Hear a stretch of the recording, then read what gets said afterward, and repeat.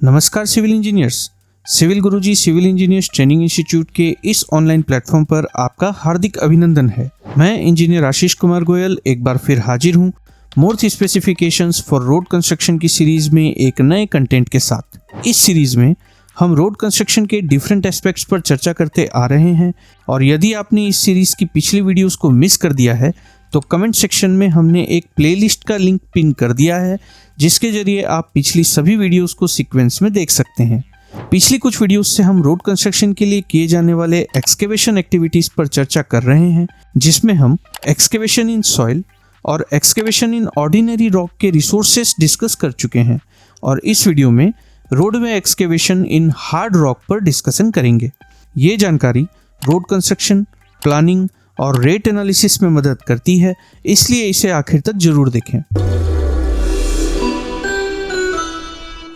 पिछली वीडियो में हमने कुछ ऐसे मटेरियल्स देखे थे जो मिट्टी की तुलना में ज़्यादा डेंसिटी वाले और सॉलिड होते हैं। इन मटेरियल्स को इनकी डेंसिटी और स्ट्रेंथ के आधार पर दो टाइप्स में डिवाइड किया जा सकता है। एक हार्ड रॉक्स यानी ऐसे रॉक्स जिन्हें एक्सकेवेट करने के लिए ब्लास्टिंग की ज़रूरत हो, और दूसरे ऑर्डिनरी रॉक्स जिन्हें बिना ब्लास्टिंग के भी इजीली एक्सकेवेट किया जा सके। तो बात करते हैं हार्ड रॉक्स की, यानी वो मटेरियल जिनके एक्सकेवेशन के लिए ब्लास्टिंग की ज़रूरत पड़ती है। इसे ऐसे समझ सकते हैं कि ऐसे भौगोलिक संरचना जिनकी डेंसिटी और टफनेस इतनी ज़्यादा होती है कि ट्रेडिशनल एक्सकेवेशन मेथड्स यानी डोजर और एक्सकेवेटर के इस्तेमाल से इन्हें तोड़ पाना बहुत ज़्यादा मुश्किल होता है, या यूँ कहें कि बहुत ज़्यादा टाइम टेकिंग और खर्चीला हो सकता है, क्योंकि इतने कठोर चट्टान को अगर ब्रेकर से तोड़ने जाएं तो संभव है कि ब्रेकर के चिजल बिट्स जल्दी ही घिस जाएं या टूट जाएं और बार बार बदलना पड़े। इसलिए ऐसे केसेस में ब्लास्टिंग प्रक्रिया की सहायता ली जाती है। बात करें ब्लास्टिंग प्रक्रिया की तो पहले चट्टान के कुछ निश्चित जगहों पर ड्रिलिंग करके होल किए जाते हैं। इन होल्स में एक्सप्लोजिव मटेरियल्स जो कि अलग अलग प्रकार के केमिकल्स होते हैं फिल करके इन्हें इलेक्ट्रिकल डेटोनेटर की मदद से विस्फोट किया जाता है।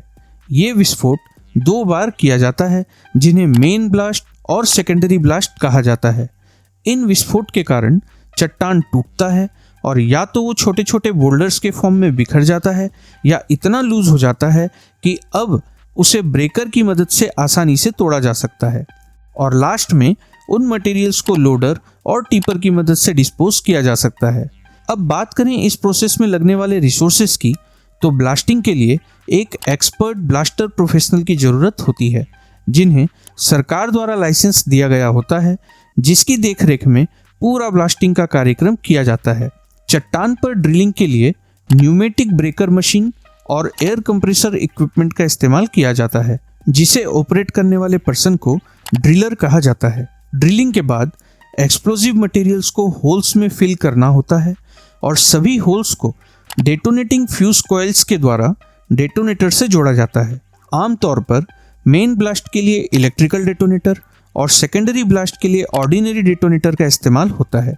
तो कुल मिलाकर ब्लास्टिंग की पर यूनिट कॉस्ट डिटरमाइन करने के लिए मैन पावर में मेट, मजदूर, ड्रिलर और ब्लास्टर की कॉस्ट, मशीनरी में ड्रिलिंग के लिए एयर कंप्रेसर और न्यूमेटिक ब्रेकर, ब्रेकिंग के लिए डोजर या एक्सकेवेटर, लोडिंग के लिए लोडर और ट्रांसपोर्टिंग के लिए टिपर की कॉस्ट, मटेरियल्स में explosive, electrical detonator, ordinary detonator और फ्यूज कॉइल की कॉस्ट को जोड़ना होगा। यहाँ एक बात और समझने की है कि ब्लास्टिंग प्रोसेस में जान माल की सेफ्टी का ध्यान देना बहुत ज़रूरी होता है और इसलिए ब्लास्टिंग करने से पहले लोकल गवर्नमेंट डिपार्टमेंट से परमिशन लेना अनिवार्य होता है। वहीं मोर्थ स्पेसिफिकेशंस में हार्ड रॉक्स को ब्लास्टिंग के हिसाब से 3 कैटेगरीज में बताया गया है।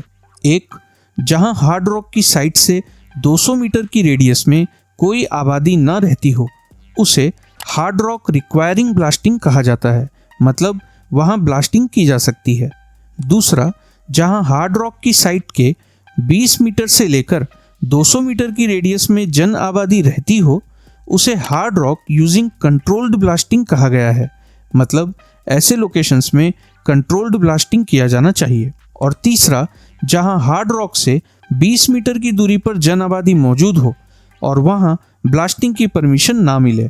ऐसे लोकेशन को hard rock with blasting prohibited कहा जाता है, मतलब कि उस लोकेशन पर ब्लास्टिंग नहीं कर सकते। ऐसे में मेरा आप सभी से ये सवाल है कि ऐसे साइट्स जहां ब्लास्टिंग प्रोहिबिटेड हो या ब्लास्टिंग की परमिशन नहीं मिलती, वहां एक्सकेवेशन का काम कैसे अचीव किया जाए, वीडियो पर कमेंट करके बताइए। बाकी इस वीडियो में आपको क्या अच्छा लगा और आप हमसे और किन टॉपिक्स पर वीडियो की उम्मीद रखते हैं, हमें कमेंट करके जरूर बताएं। सिविल गुरुजी सभी सिविल इंजीनियर्स के लिए ऐसे ही इन्फॉर्मेटिव कंटेंट लेकर आते रहेंगे।